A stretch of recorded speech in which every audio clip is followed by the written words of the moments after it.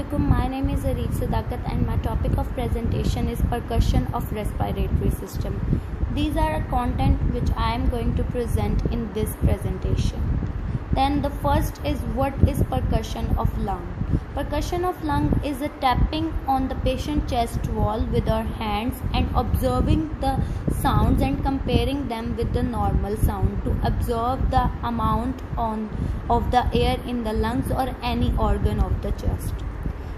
कैसे हम करते कैसे हैं परकशन को? परकशन टेक्निक के लिए एक प्लेक्सीमीटर और प्लेक्सर होता है. प्लेक्सीमीटर हमारा नॉन डोमिनेटिंग हैंड की मिडल फिंगर होती है और प्लेक्सर इज और डोमिनेटिंग हैंड की मिडल फिंगर होती है. हमने अपने प्लेक्सीमीटर को चेस्ट वॉल पे रखना है जहाँ पे हमने परकशन करनी है और with the help of wrist joint force हमने प्लेक्सर को हिट करना है in the DIP and PIP joint, between the DIP and PIP joint. जब हम प्लेक्सर को ऑन द प्लेक्सीमीटर हिट करेंगे विद रिस्ट जॉइंट फोर्स तब जो साउंड आएगा वो होगा परकशन. वो साउंड जो प्रोड्यूस हुआ है अगर वो एबनॉर्मल लगे या डल लगे तो उसे हम फिर कंपेयर करेंगे दूसरी साइड पे कि क्या ये चेंज है या नहीं और उसको कंफर्म करेंगे. सो हम परकशन करते क्यों है रेस्पिरेटरी सिस्टम में? रेस्पिरेटरी सिस्टम में हम परकशन इसलिए करते हैं क्योंकि ये ज़्यादा बेहतर फाइंडिंग देता है रेदर देन पैल्पिटेशन. बहुत से डिजीज़ में सच एज प्लूरल इफ्यूजन में, न्यूमोथोरैक्स में, कंसोलिडेशन में, फाइब्रोसिस में या कोई भी ऑब्स्ट्रक्टिव डिजीज़ में. देन हम किन साइड्स पर लंग्स पे जो है परकशन करते हैं अब हम वो देखेंगे. 3 साइड्स हैं जहाँ पर हम परकशन करते हैं लंग्स की. वो है एंटीरियरली, पोस्टीरियरली एंड लेटरली. तीनों को हम अब एक एक करके एक्सप्लेन करते हैं. एंटीरियरली राइट साइड पे हम सेकंड इंटरकोस्टल स्पेस से डाउन आएंगे मिड क्लेविकुलर लाइन में टिल 4 और 5 इंटरकोस्टल स्पेस. जहाँ पे हमें डलनेस आएगी वहाँ पे हमें पता चल जाएगा कि ये अपर बॉर्डर ऑफ लिवर है, क्योंकि ये अपर बॉर्डर ऑफ लिवर है. और लेफ्ट साइड पे हमें डलनेस आएगी, कार्डियक डलनेस ऑन 3 और 4 इंटरकोस्टल, क्योंकि वहाँ पे हमारा कार्डियक सिस्टम है. उसके अलावा हम पूरा एंटीरियरली 2 से 6 इंटरकोस्टल तक लंग्स को परकस कर सकते हैं. लेटरली हम 4 to 7 इंटरकोस्टल तक कर सकते हैं और उसके लिए हम पेशेंट के बाजू को अप्रोप्रिएटली एबडक्ट करेंगे और 4 to 7 तक उसको परकस करेंगे. पोस्टीरियरली सबसे पहले हम एपेक्स को करेंगे. एपेक्स के लिए सबसे पहले हम सुप्राक्लेविकुलर फोसा में हम अपने हैंड्स को हैंग कर देंगे, 3 फिंगर्स को हैंग कर देंगे बैक साइड से और फिर हम उसको परकस करेंगे. और स्पाइन ऑफ स्कैप्यूला को हम करेंगे क्योंकि वहाँ से भी हम एपेक्स को कर सकते हैं.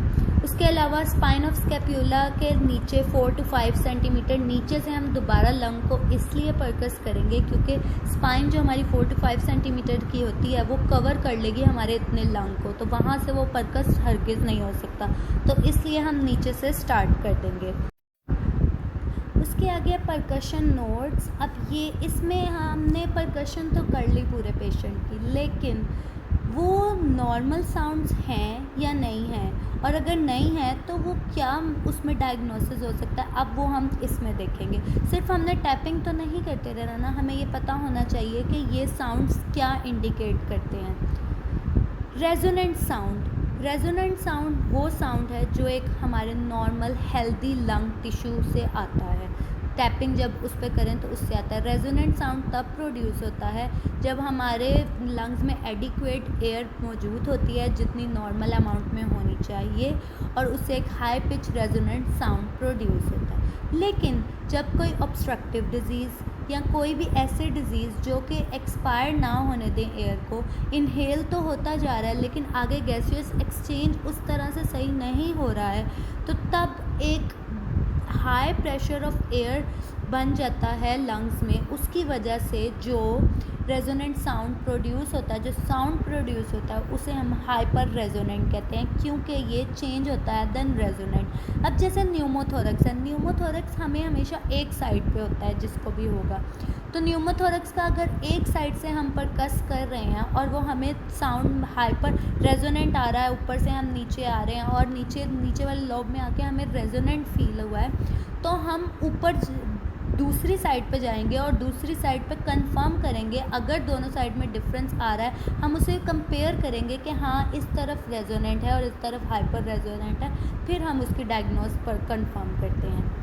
उसके अलावा इंक्रीज रेजोनेंस में एक और आता है टिम्पैनिसिटी। टिम्पैनिसिटी एम्प्टी स्टमक में जो टैप करने से आवाज़ आती है उसे कहते हैं। इसमें बहुत ज़्यादा एयर हो जाती है स्टमक में, उसकी वजह से होते हैं। 8 से 12 घंटे फास्टिंग हो फिर ही जाके टिम्पैनिसिटी वाला साउंड आता है। उसके बाद है डिक्रीज रेजोनेंट। डिक्रीज रेजोनेंट में दो हैं, डल या स्टोनी। डल रेजोनेंस, डल साउंड किस वजह से आता है? डल साउंड इसलिए आता है कि कहीं नीचे कोई आ गया है, बोन आ गई है या कोई आ गया है, ऑर्गन आ गया है, तो उसकी वजह से जो साउंड प्रोड्यूस होगा वो डल होगा। जैसा कि हमने अभी पीछे देखा कि जब हम 2 से राइट साइड पे 2 से 4th 5th इंटरकोस्टल पे परकस करके आ रहे थे, तो 4th 5th इंटरकोस्टल पे हमारी साउंड डल हो जाएगा क्योंकि वहाँ पे लिवर का अपर बॉर्डर है।